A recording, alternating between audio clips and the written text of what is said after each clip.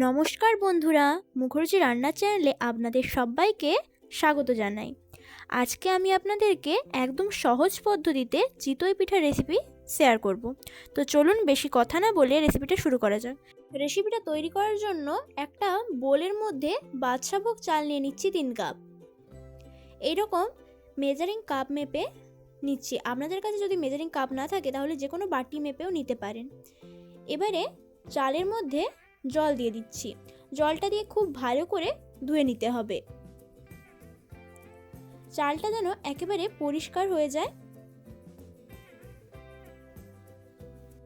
দেখুন চালটাকে পরিষ্কার করে ধুয়ে নিয়েছি। এবারে এর মধ্যে গরম জল দিয়ে দিচ্ছি। গরম জলটা খুব গরম হবে না, এরকম হাত ডুবাতে পারবো এরকম গরম জল দিতে হবে। এবারে আধ ঘন্টার জন্য রেস্টে রেখে দিচ্ছি। দেখুন আধ ঘন্টা পর ফিরে এলাম। চালটা কেমন হয়েছে দেখুন।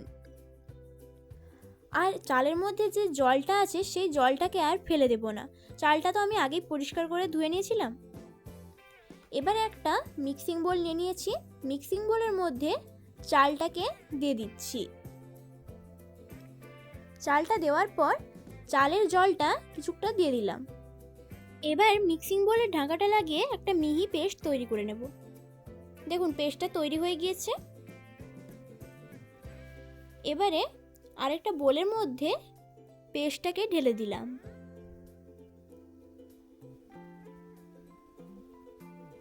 দেখুন আবারও পেস্ট করে নিলাম। পুরো পেস্টটা তৈরি হয়ে গিয়েছে। এবার একটা হ্যান্ড উইচের সাহায্যে ভালো করে ফেটিয়ে নেব। আর ব্যাটারটা অনেকটাই শক্ত হয়ে গিয়েছে, তার জন্য এখানে 1 কাপ জল দিয়ে দিচ্ছি। আমি যে মিক্সারটার মধ্যে চালগুলোকে পেস্ট করেছিলাম সেই মিক্সারটা ধুয়েই 1 কাপ জল দিয়ে দিলাম। জলটা দিয়ে খুব ভালো করে ফেটিয়ে নিচ্ছি। ফেটানো হয়ে গেলে এর মধ্যে স্বাদ অনুযায়ী নুন দিয়ে দিচ্ছি। নুনটাকে দিয়ে আবারও ভালো করে ফেটিয়ে নেব। দেখুন আপনারা দেখেই বুঝতে পারছেন এর ঘনত্বটা। এবারে 1 কাপ নারকেল দিয়ে দিচ্ছি। যেই কাপ মেপে 3 কাপ চাল নিয়েছিলাম সেই কাপ মেপেই 1 কাপ নারকেল গুঁড়ো দিয়ে দিলাম। আপনারা চাইলে নারকেলটাকে চালের সঙ্গে পেস্ট করে নিতে পারেন।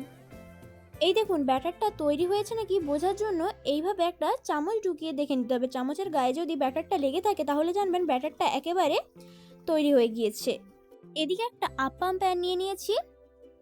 এবারে গ্যাসের মধ্যে বসিয়ে দিয়েছি। আর গ্যাসটাকে এই সময় মিডিয়াম ফ্লেমে রেখে এর মধ্যে একটু তেল ব্রাশ করে দিচ্ছি। গ্যাসটাকে মিডিয়াম ফ্লেমে রাখবেন, না হলে বেশি গরম হয়ে যাবে। এবারে এর মধ্যে ব্যাটারটাকে দিয়ে দিচ্ছি। দেখুন সবগুলো ব্যাটারটা দিয়ে দিয়েছি।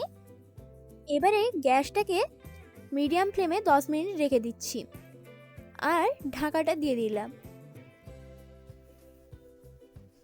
ঢাকাটা দেওয়ার 2 মিনিট পর এইভাবে একটু আপ্পাম প্যানটাকে গ্যাসের চারিদিকে ঘুরে নিতে হবে। 10 মিনিট পর ঢাকাটা খুলে নিচ্ছি। দেখুন চিতই পিঠাগুলো কত সুন্দর ফুলে গিয়েছে। এবারে একে একে করে থালার মধ্যে নামিয়ে নেব। সবগুলো এইভাবে নামিয়ে দিচ্ছি।